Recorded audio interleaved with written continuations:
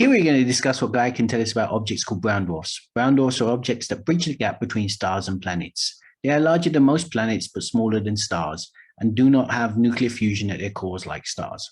Here we see a sequence of the Sun, the M dwarf, two brown dwarfs, and Jupiter.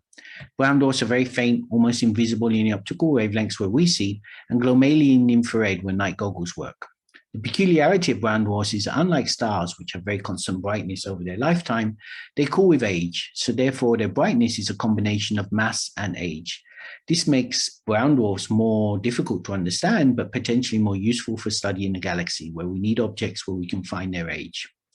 Unfortunately, brown dwarfs are so faint that Gaia can only see a few directly. However, Gaia will see tens of thousands in binary systems with brighter stars. These systems are fundamental as we can assume the ages of the two objects are the same. In the Gaia gold sample, where we have ages for the stars, if they're in binary system with brown dwarfs, these become benchmark age indicators. To see what we mean when we talk about the sky in the optical and in infrared, we show the same piece of sky observed with a normal camera in the top left, and in the other we use a special camera in the bottom right, sensitive in the infrared. In the infrared, we also show the motions of the objects with red arrows. These are the motions of the objects.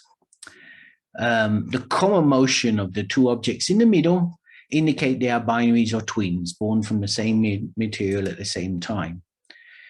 As you can see, many of the objects are in common. This object in the middle is not. And this is a brown dwarf with a temperature of a few hundred degrees, which astronomers call this a T-dwarf. The other component of the binary system, which astronomers call an L-dwarf, has a temperature of about 2000 degrees. As it is seen in the optical and in the infrared, Gaia could observe it. So we know the distance, the age, the chemical composition of the L-dwarf, and we can use that to understand the T-dwarf, because we can assume that they form together.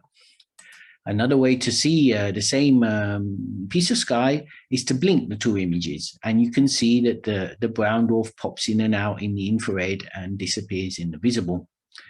This system is therefore an age benchmark for brown dwarfs, and this example shows how Gaia can also help us understand objects that it doesn't see.